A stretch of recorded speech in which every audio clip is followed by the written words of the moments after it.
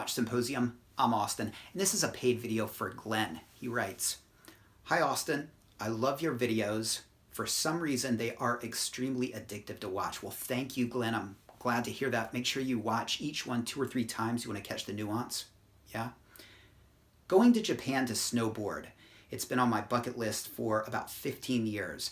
I have never owned a Rolex, just a couple of cheap dive watches, which I have liked the look of, and a little Casio for work, which has been indestructible. I know what you mean. 2 weeks on the wrist. Can you believe it, guys? I'm almost embarrassed to show you. I've got a 14060 on the ready, just got sidetracked by this fun little Casio. I really like the Rolex GMT Master 2 16710, black bezel on the Jubilee, and he included this picture. Here's a beautiful pre-ceramic all black GMT. I love the way the red 24-hour hand really pops on the all black. This has a Jubilee bracelet and Swiss-made dial with the Super Luminova, and this looks to be a no-holes case, so this would have been made the latter part of 2002 or later. And he continues, I think the one I saw was a 1989, but any year is all good. Well, they made this watch from 1989 until 2007, and look, any GMT Master 2 16710 is awesome, but certain configurations are going to suit you better, and that's probably the most important thing we're going to talk about in this video. All right, but let me continue.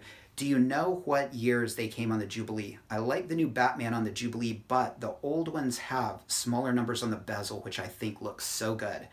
How much do you think I should pay for one? And also, how rare are these? Because I don't see many around on the Jubilee. Do you see many in Japan? Thank you very much. Never thought watching Rolex videos would be so entertaining. Thank you, Glenn, for the questions. All right, so let's talk about the Jubilee. He asks, do you know what years they came on the Jubilee? I don't, and if you do, help us out in the comment section. But from what I understand, the 16710, that was an option. When you went to the AD, you could either opt for the Oyster Bracelet or the Jubilee Bracelet. And look, the Oyster Bracelet is what you see here on the pre-owned market. I mean, almost all the GMT Master 2s, and there are a lot of them here, almost all of them have the Oyster Bracelet. I don't know if that was because it was more popular. I mean, in my opinion, it's a better, more manly, more masculine looking bracelet. It's a stronger bracelet. It also came, the later ones, with a flip-lock clasp, and the even later ones came with solid end links. But for whatever reason, those are the ones you find, okay? But also, back in the day, the option for the Jubilee was there, and that's got more of a vintage look, and it's a little bit more feminine, a little bit more fancy. That's probably a better way to put it. And it's very comfortable. There are a lot of moving parts, and it just hugs the wrist, but that also makes it a lot weaker. And plus, there's no solid end links. They're all hollow end links, the 5-digit Jubilee bracelets, and also no flip-lock clasp. And yeah, for whatever reason, most of the choices here will have the Oyster Bracelet. Now, if you come here and you focus on just the GMT Master 2s with the Jubilee Bracelet, that's really going to limit your options, and there are more important things you need to worry about. You can always source a bracelet later. Just as long as the watch you get was sold with a Jubilee as an option, you can go to RSC and they will sell you a bracelet. Now, it'll be expensive. Yes, it'll be $1,400 USD probably, but that's the way I would go. And here's just one reason. First of all, you're going to want both bracelets. I mean, both have their merits, and really, I would be hard-pressed to choose my favorite. Each has their own good points, and you're going to want both bracelets. But if you get, say, an S serial from 93 or 94, and it's got the Oyster Bracelet, that's going to be a stronger bracelet. That could last you the rest of your life. But the Jubilee bracelets are weaker, and so if you get one from 93 or 94, then it could have a lot of bracelet stretch, and it could crap out. You might end up having to replace it anyway. So I would go for one on an Oyster. It's going to open up your possibilities. You can concentrate on more important things, and then source a Jubilee later. And if you get one through RSC, it'll be a new Jubilee. It'll last you the rest of your life. All right. So let's talk about the important criteria. And this is the most important thing, because you say, but any year is good. Well, look, you got to ask yourself a couple questions, and we'll go through some important questions. So from 1989 until 1996, they had tritium on the dial, tritium lume. And tritium is beautiful. It patinas beautifully, but it's a bit of a bitch because it cracks and it chips and it can get down in the movement. And RSC, if they see that your hands are chipped and that 24-hour hand, there's a lot of surface space on that triangle, that'll crack. I've seen a lot of those, with cracked 24-hour hands. They'll want to replace that with hands that have the Super Luminova, and that'll, it'll devalue your watch. It won't have the same aesthetic. You'll have these new bright looking hands and then a patina dial. So it's going to limit your ability to take your watch to RSC. You'll probably have to find an independent to work on your watch. That could be a nightmare as well. So if you love the vintage look of patina and tritium, that's the reason to go that route. But it takes a lot of responsibility, and it's not something I would do. But if that's what you want, a 1989 till 1996 model is what you want. From 1997 on, they used either Luminova or Super Luminova, all right? And that's what I would do. I would probably try to get one with a Swiss-made dial so I could get that Super Luminova.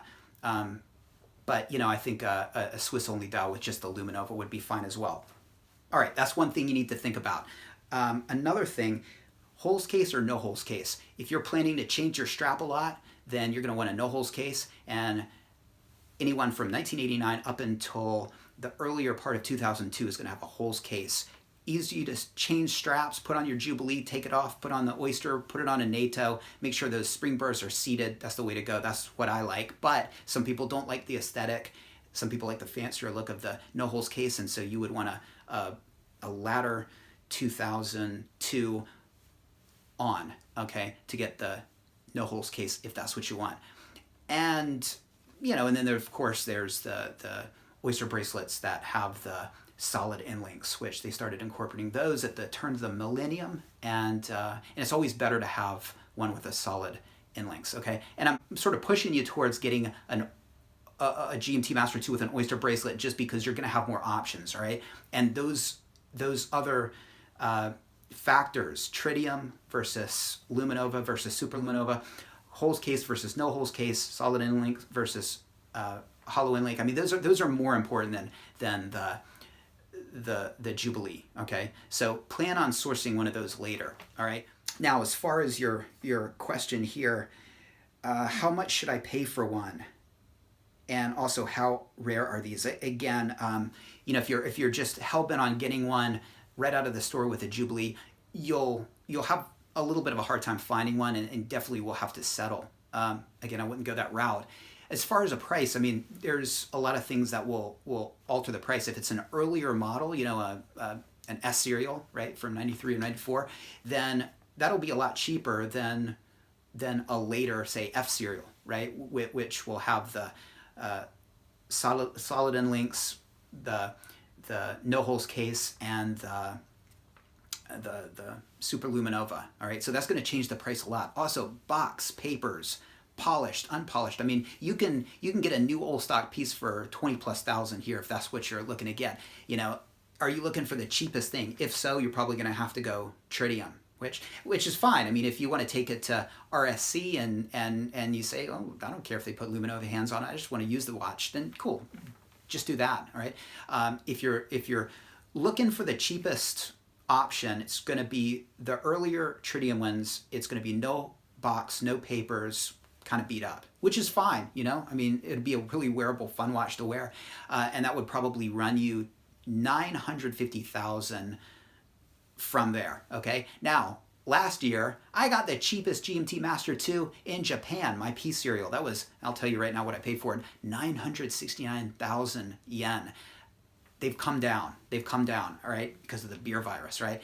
And now you can find them for about 200 less than I paid. But again, no box, no papers, earlier examples, and kind of beat up. But again, very wearable and could be a great option. I would say to give yourself some leeway, and I'm speaking in yen, I'm sorry about that, but you know, it's what I know, and it's what he's going to be spending while he's here. 1,200,000 to 1,300,000 yen. If you have that to work with, your options will be virtually limitless. You won't have to settle for the earlier ones. You can get one with box, papers, you know, the sweet spot for you. I think that would be great. But there's no limit to really what you can spend on these here with, you know, unworn stick dials, M serial with the 3186 movement. I mean, you know, but you're not going to find one cheaper than 950,000 yen. That's the bottom of the barrel. But I mean, still great pieces. I don't want to, like, you know, say that they wouldn't be a great piece. Just it wouldn't be like a collector's piece and stuff like that, and the older configuration. So if you figure out what you want, shoot me an email. I could sort of talk you through what exactly you want, but there's a lot of sort of missing information about whether you want box, papers, polished, not polished, you know, tritium. All these little factors are going to change everything. But I will say Japan is the place to come. I don't get anything for promoting Japan. I just believe it's the best watch shopping in the world. And so if you come here with a pocket full of cash, I guarantee you'll leave with a GMT Master 2 that suits you, because it's the options out here. Let me know what you think. If you want to make a video happen for yourself, check out the description of this video. Thanks for watching, and I'll see you next time.